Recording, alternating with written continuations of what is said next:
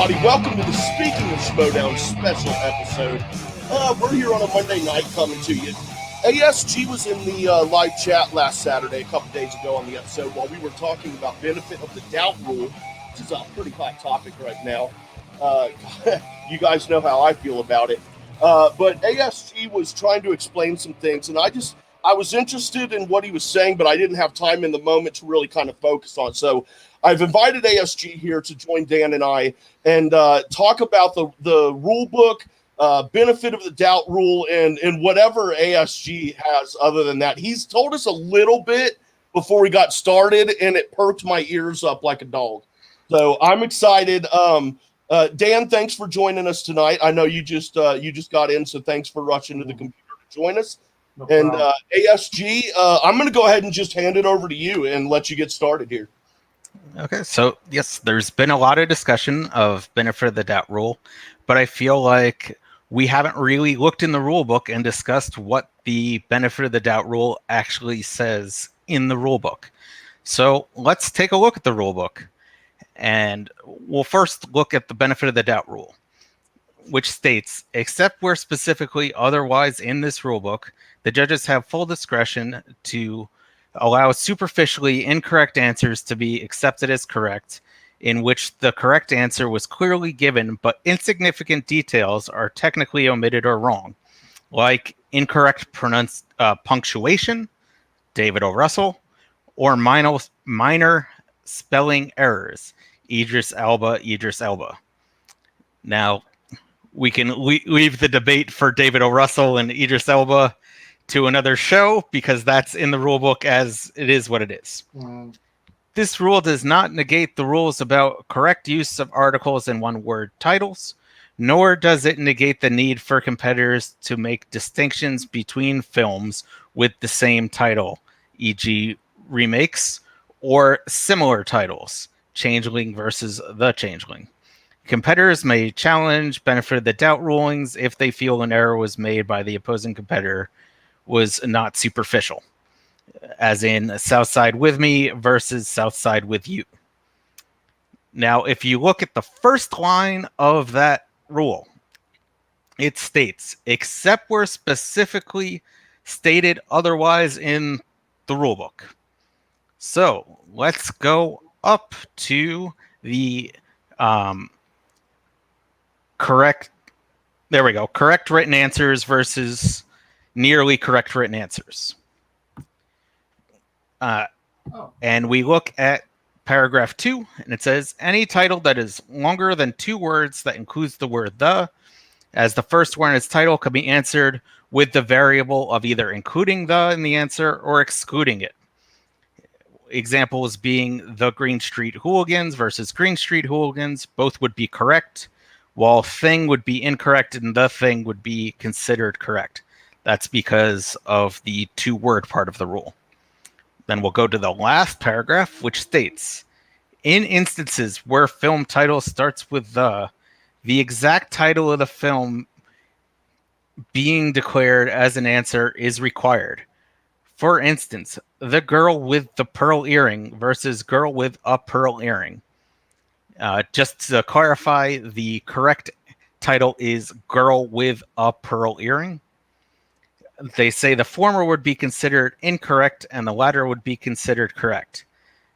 That's because of the word the versus the word a. So if you look at that part, that clearly states that in case of Raya the Last Dragon, you need, or versus Raya and the Last Dragon, you need the word and, because we're not talking about the before or after. Therefore, when we get to the benefit of the doubt rule, it says, except where otherwise stated in this rule book. It states it in the rule book, therefore the benefit of the doubt rule cannot be applied. And that's why I'm saying that the benefit of the doubt rule is kind of fine what it's supposed to be there for, pronunciation or spelling, but it's being used for things that it's not meant to be used for, such as words being excluded or included in film titles. Then you go to the part. Could you go back up to the top? Yes. Where we were. states that because of the this gets into the beauty shop portion. Because of the nebulous nature of this section, when it talks about the versus no the, as it relates to the vast history of film, in situations where there is confusion in drawing a distinction between two similarly titled films, the on-site judge must determine whether or not both films in question can be included in the official Schmoedown question beyond a reasonable doubt. So when it comes to the beauty shop versus beauty shop, if you can make a case that there's reasonable doubt that the beauty shop would not be a movie that would be a Schmoedown question, then the beauty shop would still be a possible allowed correct answer. And I'll get into that a little bit more if we have time, but first let's just go with the benefit of the doubt rule in regards to Raya and the Last Dragon and see what you all think about that part. Well, first of all, what you were just saying, breaking that down for me as far as the in front. Okay, yeah, that shouldn't matter according to the rule book. As far as like the beauty shop and beauty shop, they should have both been acceptable. Am I correct? According to the rule book, am I interpreting that right? No, because according to the rule book, if there's another movie with that title, because they say distinctly different films in the same, where they say that, it's the thing part, where if there are two movies that could both have a question where the answer is that title, where one title has the and the other title is not, then you have to be very specific in your answer, having a the or not having a the. What I'm thinking here, it says the on-site line judge must determine whether or not both films in question could be included in an official question beyond reasonable doubt. So the reason I say that is because they asked for if I'm a judge in this case, according to this, if I'm a judge and someone says beauty shop, and someone else says the beauty shop, and it's argued that there's another movie called The Beauty Shop from 1922 or whenever, in my mind, I'm kind of like, well, based on the way the question was worded, it's obvious that it's not the other beauty shop. That's what I'm, yeah. As far as if I'm a judge and I have that much discretion, according to what I read. Am I thinking wrong on that? No, I think you're thinking correctly. Yeah, that depends on how they would say, because it said both films can be included in a Schmoedown question. They don't say in that question. They say in a Schmoedown question. So if there's... what I'm saying, what this is probably saying is that if Beauty Shop was Queen Latifah is being asked, and then you get another question from The Beauty Shop, those are basically two different questions, and both answers can be used. I guess that's a better way of saying it, right? Yeah, I'm trying to think of an example. I'm trying to think of an example where it would be two different things that one would have the and one would have not, and people know that they're two different movies, but you just got to make sure. Like The Room and Room, like we. Yes, exactly. That's a perfect example. Yeah, is both The Room and Room could be questions that are Schmoedown question that would be an answer. So even though they're so different that there's no way you'd put one as an answer when you mean the when you didn't think it was the answer, then it still counts as could be wrong to put The Room when you mean the movie Room. Yeah, it just seems to me like pretty much it's based on my thinking again here. If I'm in the situation, it seems to me like it's pretty much based on the judges. The judges look at the question, how it was worded, and then the answer that was given, and then kind of say, okay, there's beauty shop and the beauty shop, but based on the way the question was worded, it's obvious that they knew it was this specific beauty shop.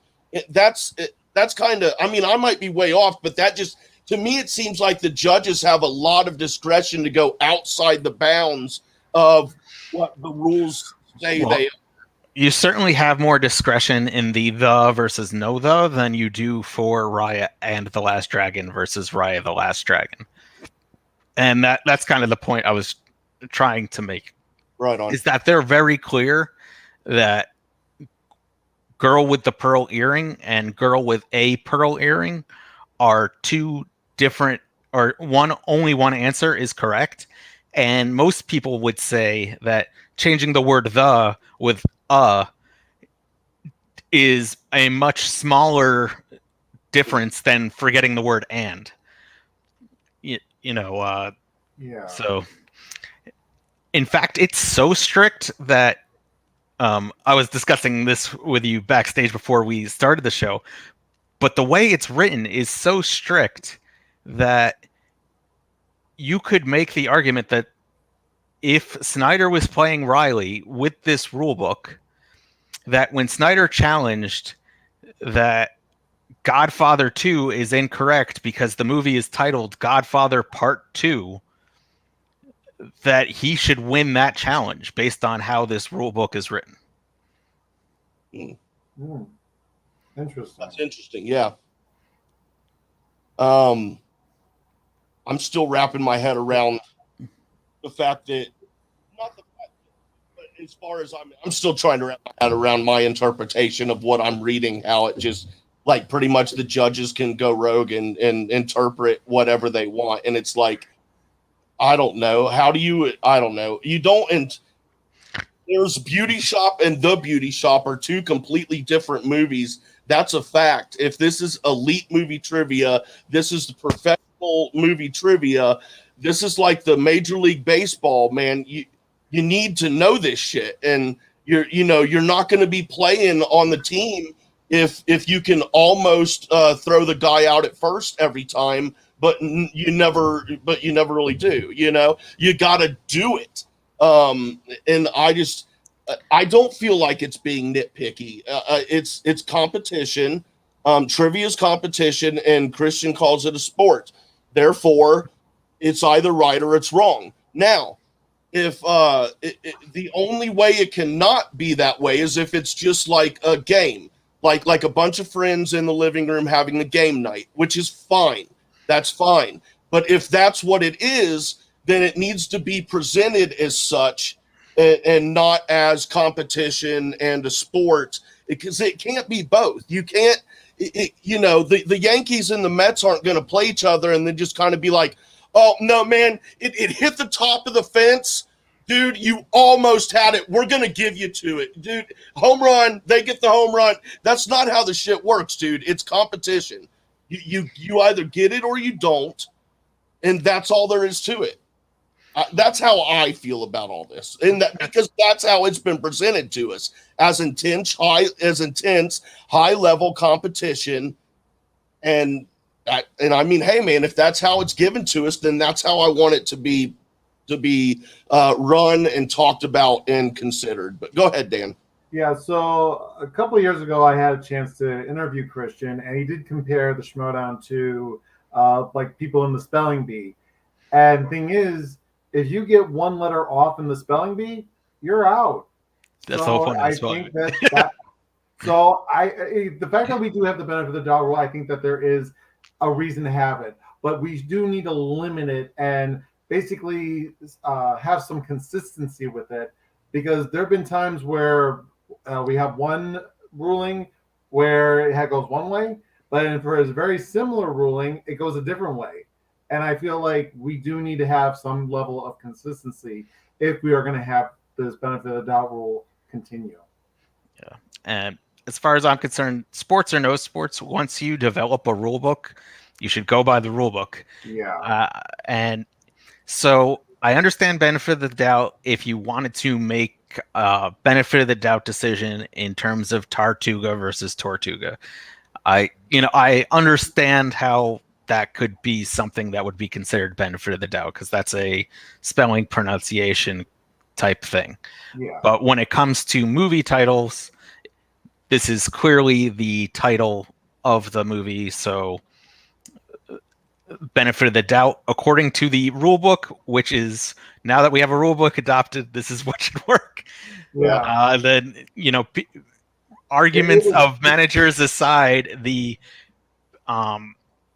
judges and everybody, they should know the rule book enough to just be like, this is what the rule book says, and like it or not, if you don't like that this answer isn't accepted, change the rule book next year.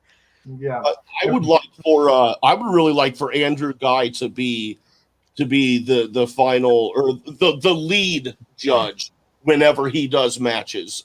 He, from what I've seen, he has a great understanding of what's going on and what's acceptable or should be acceptable and not acceptable. But before we got started here, I was saying, well, what I've been, my only defense of the benefit of doubt rule, which you told me before, ASG, that what I'm defending as a benefit of doubt rule isn't even benefit of doubt rule. So I might not even have a defense for it, or a half-assed one at the most. But my defense was from referencing the Star Wars match, and how I think that if the question, the way the question is worded, is at play, and based on the way it's worded, there could be two possible correct answers or multiple correct answers. And you were telling me that wouldn't even be a part of benefit of the doubt. Could you explain that to me? Yeah, so in my opinion, and I'd have to find where that rule would be, is that multiple correct answers would be something you would challenge, just saying that two answers should be acceptable because they're both correct. And then it wouldn't be benefit of the doubt rule. What I would consider more benefit of the doubt rule is spelling M. Night Shyamalan, spelling/pronouncing Tartuga versus Tortuga.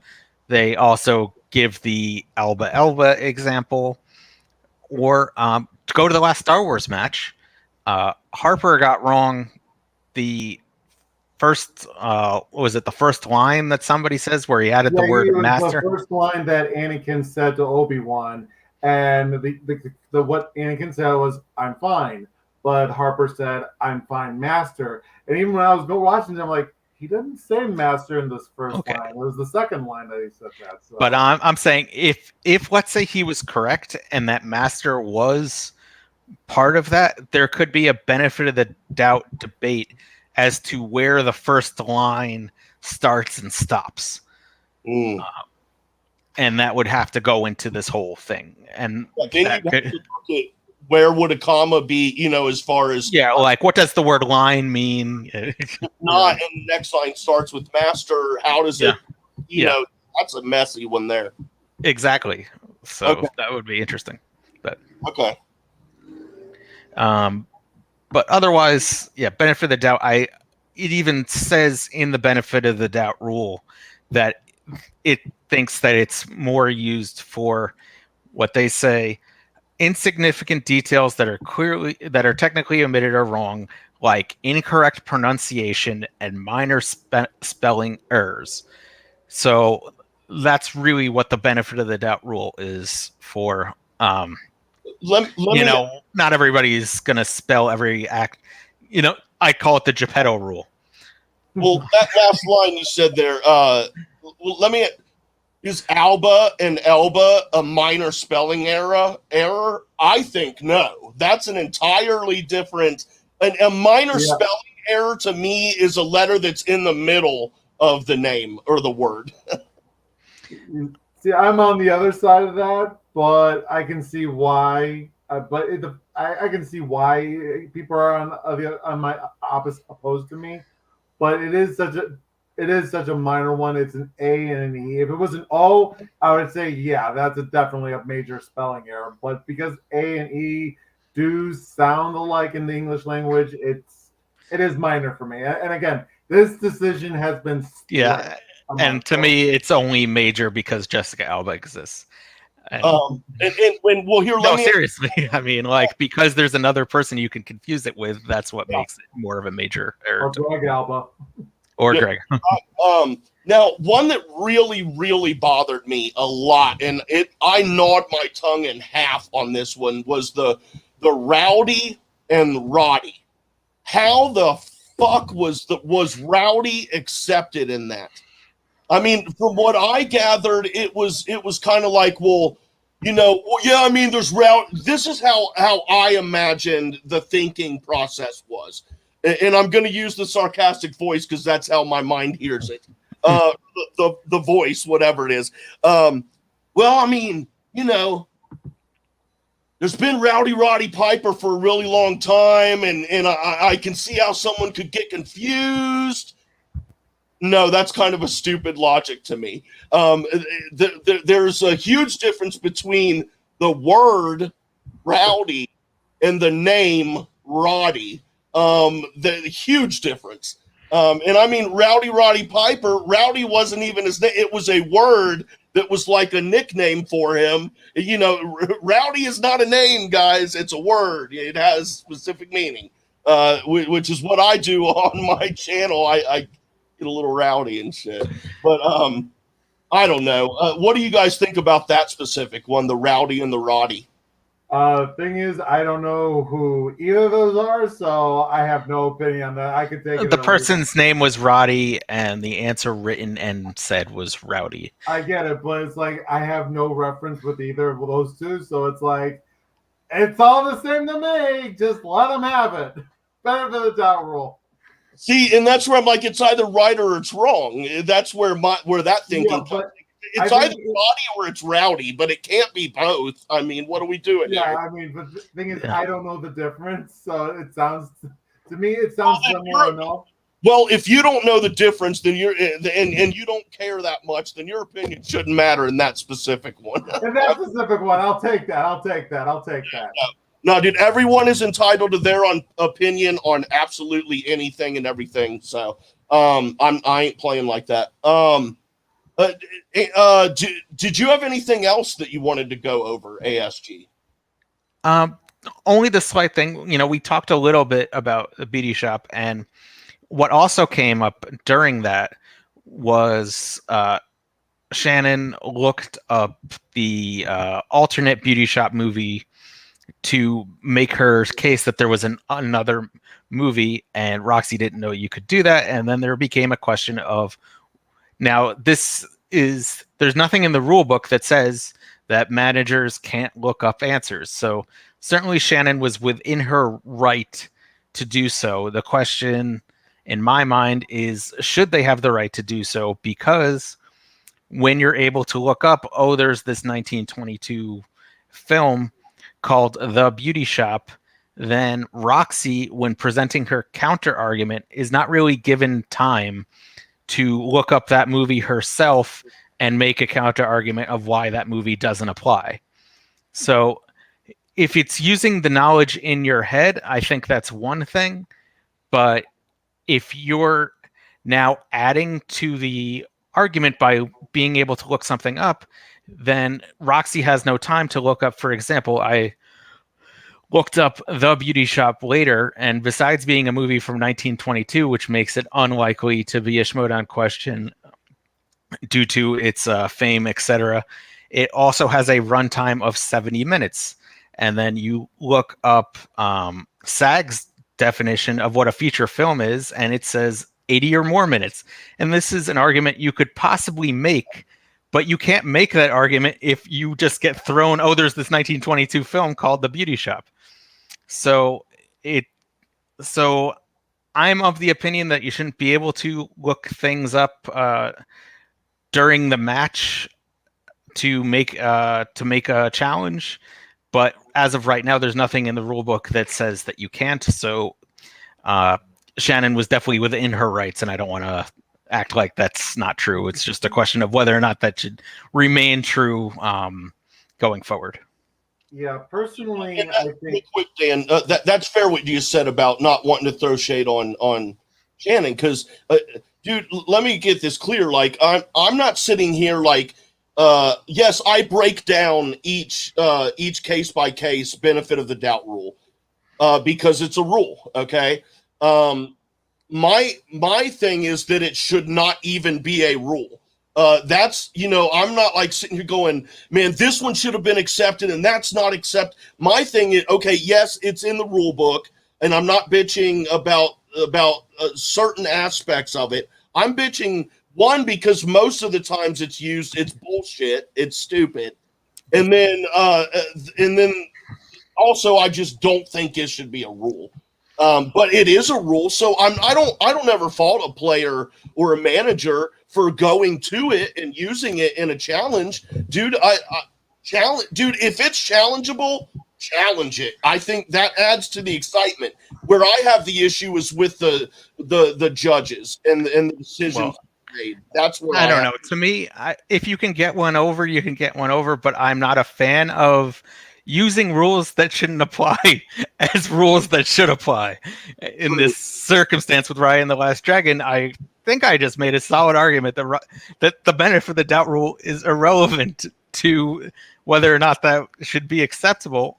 So saying, "Oh, benefit of the doubt" in your argument, to me, I guess if you can go to some judges that might know that it's not relevant, then good for you, I guess. But I'm just not a fan of using rules that shouldn't really apply for actual decisions. Go ahead, Dan.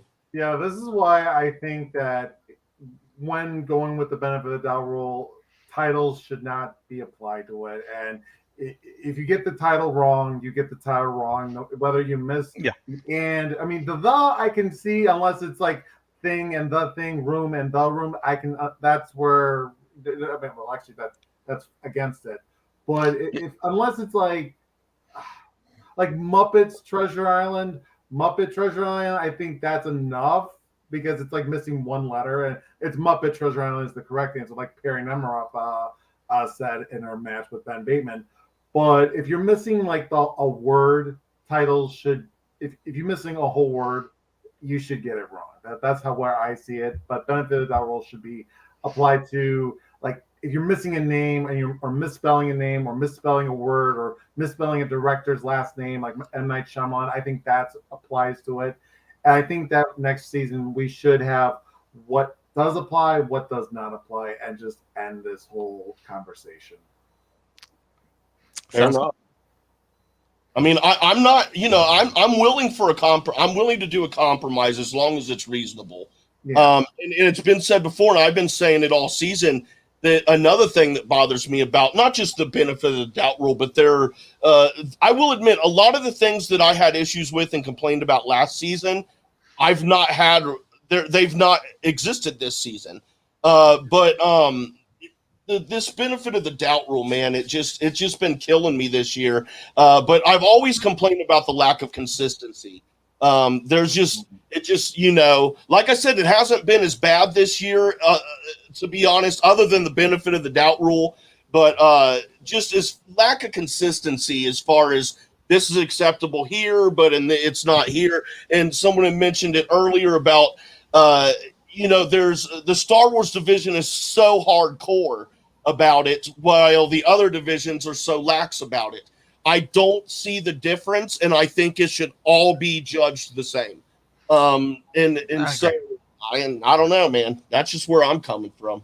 And the thing is that if you do that, you're making the product better, and you're making more people like, okay, this is very consistent, and you're getting more people excited about it. You're not getting people angry about it, and it's just going to draw more people to it in the long run. Nope. Well, I attempted to convince you, don't hate the rule, hate how it's being applied wrong. I don't think I've convinced you of that, but oh well. I really understand what you're saying, and you are right. Even though I don't like the rule, it's there, and what you're saying makes perfect sense. If they're gonna have the rule, then they need to apply it correctly. So yeah, but I hope it's probably not going to happen, but I hope they get rid of the rule altogether for next season. I don't think that's going to happen. Me neither. Any final words before we wrap up here? I'm good. All right. I was good 20 minutes ago. I was about to fall asleep, but I had to jump on here. But hey, I'm ready to go kick back, watch some TV, and eat some food. Okay, guys. Hey, everybody who's watching here, in 30 minutes, be sure and go watch Spin from the Reel.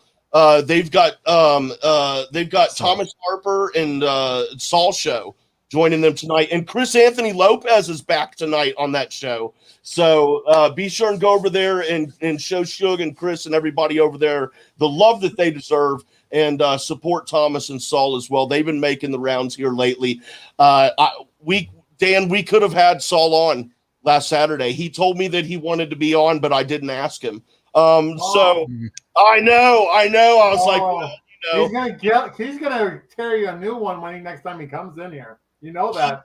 He did ask me. He said, "Hey, bud. So who do you got winning the IG tournament?" And I just was like, "Oh shit." But anyway, guys, this Saturday, let's see. Yes, Peggy Gubbins will be our guest on this Saturday. Speaking of Schmoedown, I think Nancy Rodriguez will be guest co-host, and I'm not sure who the other guest co-hosts will be, but we'll sort all that out. We always do. But until then, everyone, thank you, ASG, for being here. Thank you, Double D, for joining us, and everybody who joined us live and is watching on replay. Thank you very much as well. And we'll see you Saturday, 2:30 p.m. Eastern Time here on the JCast Network.